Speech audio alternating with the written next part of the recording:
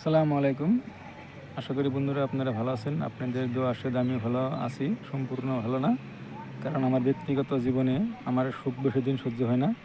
অল্প ২-১ দিনই সহ্য হয়। তার মধ্যে আবার ফির সেই দুঃখের জীবন, দুঃখের কষ্ট সেটাই আমার আরম্ভ হয়ে যায়। যাই হোক, সেটা আমার বলার বিষয় না। আমার বলার বিষয় হলো আমরা আপদে পড়ি, বিপদে পড়ি যেকোনো সমস্যার ক্ষেত্রে আমরা পরম করুণাময় আল্লাহর কাছে আমরা দোয়া প্রার্থনা বা আশীর্বাদ করি বা ২ রেকাত হাজত নামাজ পড়ি বা তাহাজ্জুদ নামাজ পড়ি বা কোনো আলেম ওলামা বা অন্য কোনো ২-১ জনের ফকির মিসকিনকে খাওয়ানো বা অন্য কোনো উপায়ে আমরা জায়েজ উপায়ে আমরা আল্লাহর কাছে দোয়া বা প্রার্থনা করি।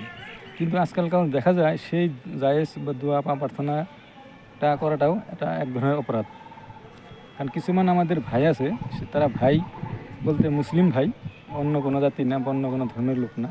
অন্য কোনো জাতি বা অন্য কোনো ধর্মের লোক হলেও সেটা কিছু বলার কথা ছিল। কিন্তু যেহেতু আমাদের নিজের ভাই, আমাদের জাতি, সেই জাতির ভাই মাইসেই আমাদের সেই দোয়া বা প্রার্থনা বা দোয়া মেহফিলকে ঠাট্টা বিদ্রূপ করে।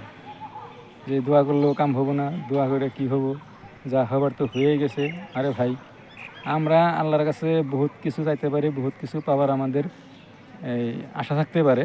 আল্লাহ দিব কি দিব না বা আল্লাহ আমাদের সেই দোয়া কবুল করব কি করব না, সেটা আল্লাহর ব্যক্তিগত কথা। সেই কথার ক্ষেত্রে আমাদের কোনো হাত বা কোনো ধরনের ওজর আপত্তি থাকে না। তারপরেও আমরা আল্লাহর কাছে সেই বার্তা বা কথাগুলো আমরা কয়ে থাকি বা বলে থাকি। সেই দোয়া আল্লাহর তরফ থেকে কবুল হব কি হব না, সেটা আল্লাহর ব্যক্তিগত ব্যাপার। তারপরেও আমরা অন্য কেউর কাছে, যেহেতু আমরা মুসলিম বা ইসলাম ধর্মাবলম্বী লোক, আমরা অন্য কেউর কাছে আমরা হাত পাততে পারি না বা অন্য কেউর কাছে আমরা সাহায্য বা চাইতে পারি না। সেটা কবিরা গুনাহ হয়ে যাবে বা শিরক গুনাহ হয়ে যাবে। সেই পরিপ্রেক্ষিতে আমরা আল্লাহর বিধিবিধান মতে দোয়া প্রার্থনা বা মাহফিল বলে আমাদের সম্মুখে কোনো আশা বা আমাদের কোনো আপদ বিপদ যে কোনো সমস্যার ক্ষেত্রে বা চাওয়ার ক্ষেত্রে বা পাওয়ার ক্ষেত্রে আমরা মেহফিল করে থাকি। সেই মেহফিলের মাধ্যম দিয়ে আমরা দোয়া করি, আল্লাহর কাছে আমরা চাই। সে আল্লাহ আমাদের সেই দোয়া কবুল করতে পারে, কবুল নাও করতে পারে, সেটা আল্লাহর ব্যক্তিগত কথা। আর সেই দোয়া কবুল করব কি করব না, সেই কথাটাই আমরা ভেবে আমরা আল্লাহর কাছে চাবো না, সেটা তো হইতে পারে না। সেটা তো একটা বখিলের কথা। আল্লাহর কাছে যে না চায় একটা বখিল। আল্লাহ কইছে, তুমি যত বড় অপরাধ করো, যতই তোমরা পাপী না হও না কেন, আমার কাছে তোমরা যদি আশা না করো যে আল্লাহ এই গুনাহটার ক্ষেত্রে আল্লাহ মাফ করবো না, সেটাও একটা ধরনের খারাপ কথা। কারণ আল্লাহ দয়ার সাগর, আল্লাহর কাছে সব কিছুই আছে। আল্লাহ দিলে সব কিছু হবে, আল্লাহ না দিলে কিছু হইতে পারে না। সেই জন্য বলি, এই আপনারা নামাজ পড়েন কি পড়েন না বা নামাজের ধারে কাছেও যান না, সেটা বড় কথা না। কিন্তু নামাজ পড়লে কি হয়, দোয়া করলে কি হয়, দোয়া করলেই কাম হবে না, দোয়া করে কী হবো, তো এই ধরনের কিছুমান কথা আছে। আরেক ধরনের মানুষ তো পাইছিলাম, অন্য ধরনের মানুষ, সে তো বলে যে এইরকম এইরকম। আরে ভাই, মানুষ যখন একজন মানুষ কোনো থাকে, সেই অন্য কোনো ধর্মান্তরিত হয়, সে তার আগেকার সব গুনাহ আল্লাহ মাফ করে দিয়ে ডাবল নেকিতে পরিপূর্ণ করে দেয়।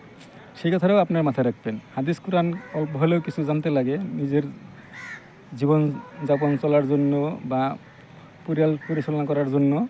কিছু হাদিস কোরআন জানতে লাগে। একদম খালি খাওয়া পিন্দা ঘুরলেই হবে না।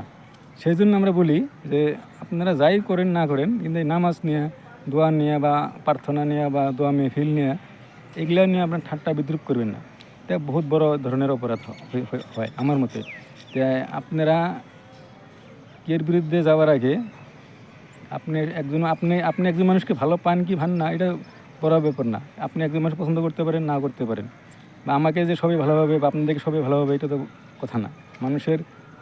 মানুষ বিপরীত মানুষ থাকে, আর সবের চিন্তা ধারণা বা কাজকর্ম এগুলা এক থাকে না।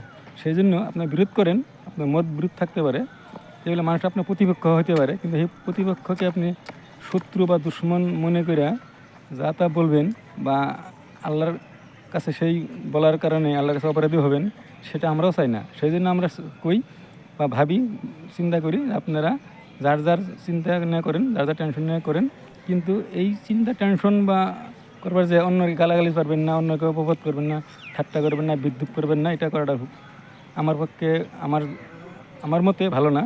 আপনাদের কাছেই আমি জানালাম, যারা এই ধরনের কাজ করে তারা কোন ধরনের লোক বা কী লোক সেটা আপনারাই বিচার করবেন। এটাই আমার কপালা গাছাল, জাস্ট আপনাদের মাঝখানে কিছু ব্যক্ত করলাম।